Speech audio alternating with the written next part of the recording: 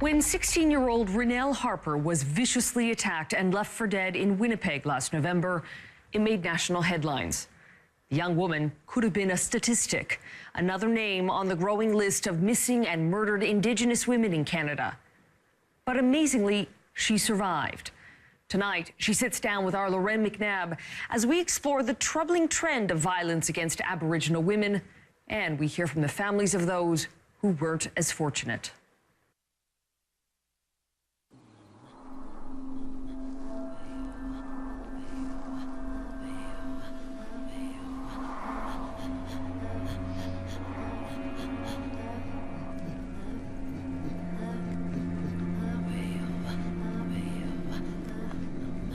Jennifer Catchaway, Marie Banks. We are left with just their names. Hilary Wilson, Tanya Marsden, Barbara Joseph. Over 1,000 of them from across this country. Jane Doe 19, Jane Doe 52, Jane Doe 75. Names of women who are missing, women who have been murdered. Rennell Harper was almost added to that list. One cold night last November, Rennell was walking by this river in Winnipeg when the 16-year-old was brutally attacked and thrown in the frigid water. She was left for dead. Do you remember anything leading up to that? No. The only thing she does remember is waking up in hospital. Were you in pain? Yeah. Rennell clung to life. Her cousin Tyson Grisdale was by her side. It was shocking to see her in that condition she was that night. A remarkable speech in Winnipeg today, delivered by someone who never expected to become a role model and hero. Brutally sexually assaulted and left for dead last As Rennell recovered in private, the crime went from being a local tragedy to the symbol of a national struggle. And the day she got up, thrown back in the river system, and she got back up again and got beaten. And she said, no more. No more to these deaths. Just 4 weeks after her attack, Rennell spoke to the Assembly of First Nations, calling for an inquiry into missing and murdered Indigenous women. My name is Rennell Harper. And did you want to get up there and speak to everyone? No. How come? I was scared.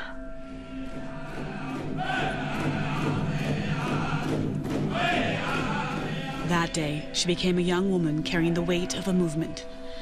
As a survivor, I respectfully challenge you all to call for a national inquiry into a missing and murdered Indigenous woman. Finding her voice in a personal plea she still reads from. I am able to call out for an inquiry, but there are far too many young women who lost their lives, who cannot do the same.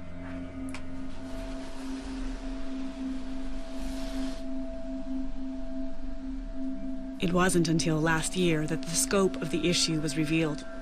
Previously thought to be just a few hundred women, the RCMP announced almost 1,200 Aboriginal women and girls missing or murdered across Canada since 1980.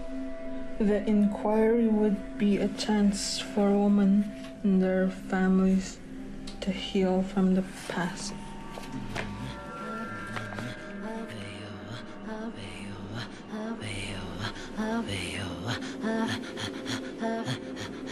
Tina Fontaine.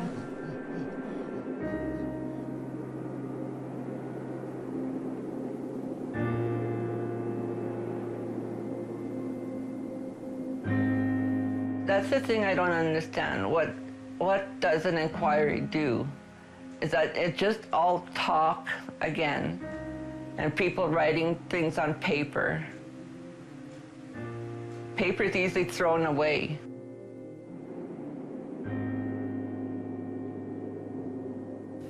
Paper that can also deliver hurtful messages. This is the letter I received last night in the mail. And it reads, Selma, you guys are nothing but a bunch of drunken Indians. Tina was following in her father's footsteps, drinking beer, passing out in back alleys. She was not a nice person. The Tina that anonymous letter is referring to is 15-year-old Tina Fontaine. They don't know Tina. Let them talk all they want, as long as we know the truth. Tina is one of more than 1,000 names on the murdered list. Her great-aunt, Thelma Favel, was raising the young girl. I just miss her so much. She's a small girl, but she left a big hole in my heart. And no one's ever gonna fill it but her.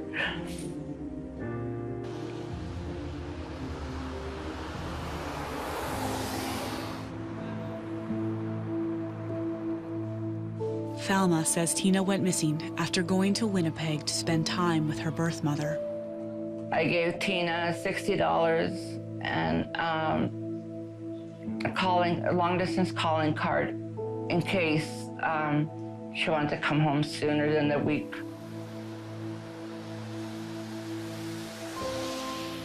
But a week turned into a month. Tina fell through the cracks, vulnerable and left to fend for herself on the streets of Winnipeg. Thelma says she reported Tina missing, but no one helped. Police even stopped Tina one night after she was reported missing. They did nothing. A week later, Tina's body was pulled from the Red River. I just freaked. I felt as though somebody ripped my heart out of my chest and just stomping and stomping on it.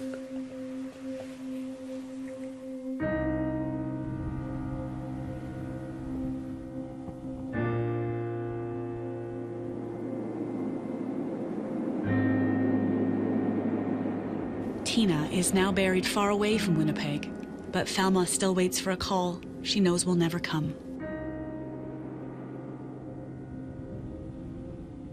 I feel, because of that phone card, I feel if I go out, I'm gonna miss that call.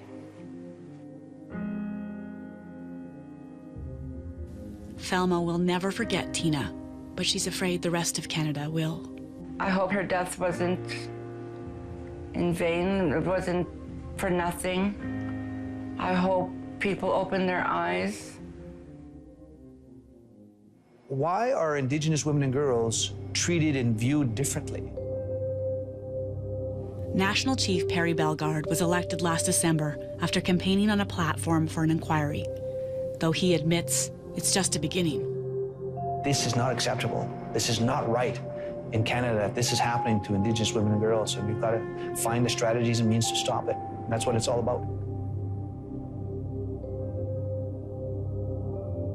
Indigenous women make up 16% of female murder victims in this country, and almost 12% of all missing women. Many face poverty, addiction, and abuse. And it's time for us to acknowledge this crisis and for us to act.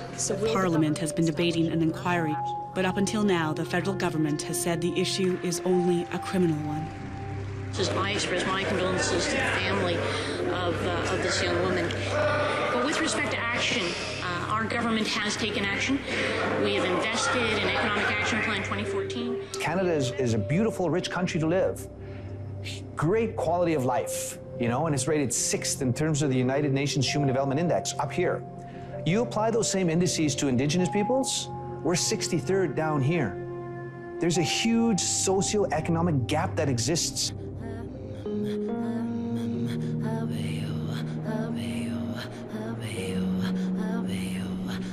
Claudette Osborne.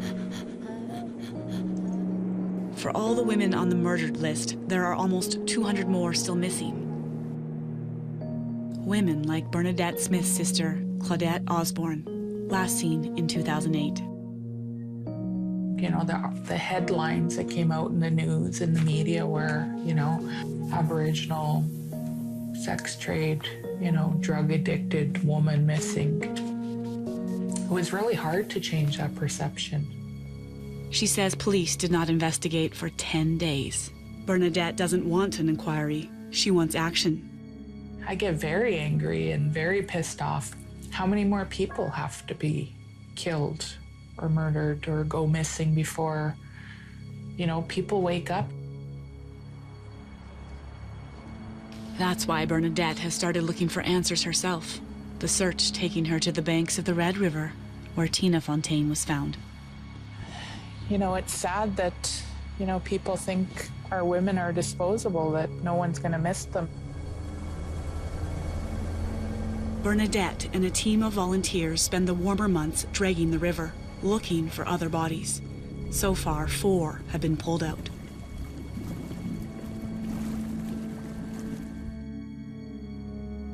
Well, 1,200 missing and murdered women.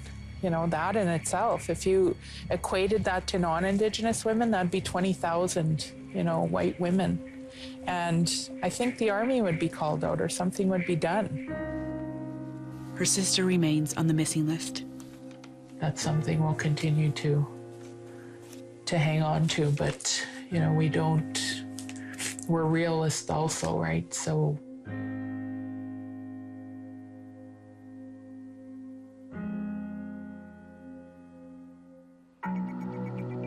Last week, it finally looked like something was going to be done. Federal ministers, premiers, chiefs, and families came together for the first time to participate in a national roundtable talking about missing and murdered women. Families are looking for action today to make sure they're supported in their time of need. It's not about talk, let's get something done. We are in alignment with our plan for action. We want action taken now. Plans were proposed, progress will be measured, and another meeting scheduled. But no inquiry, no new money that would have helped Bernadette's sister. No, definitely not. I don't think she would have been happy.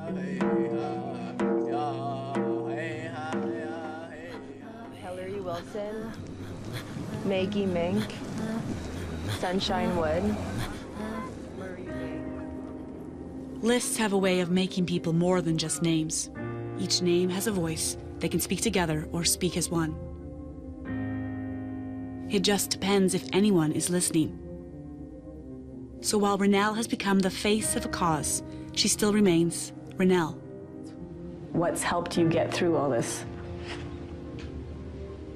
She's nervous, but she still smiles. But she's strong.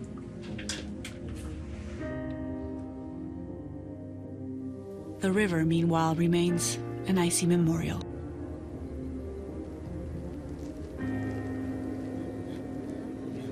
Loretta Saunders, Judy Quill, Elaine Alou, Alicia Solomon.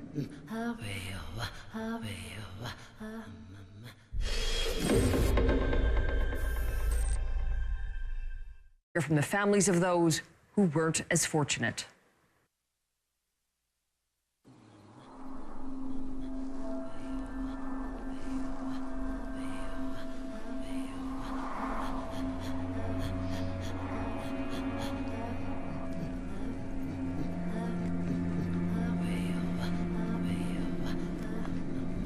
Jennifer Catchaway, Marie Banks.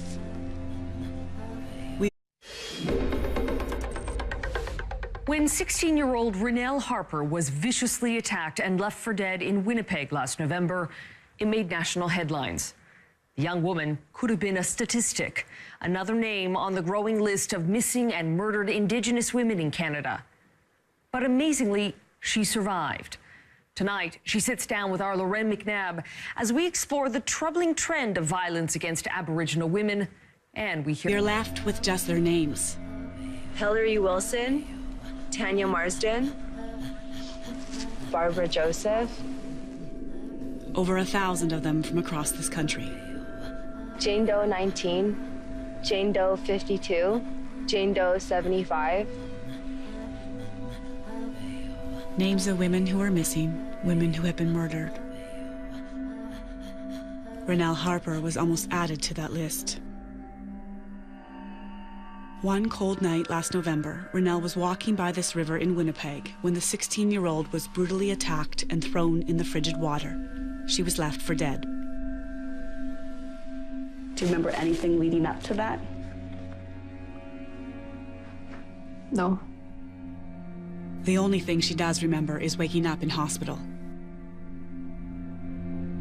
Were you in pain? Yeah. Renelle clung to life. Her cousin Tyson Grisdale was by her side. It was shocking to see her in that condition she was that night. A remarkable speech in Winnipeg today, delivered by someone who never expected to become a role model and hero. Brutally sexually assaulted and left for dead last As Renelle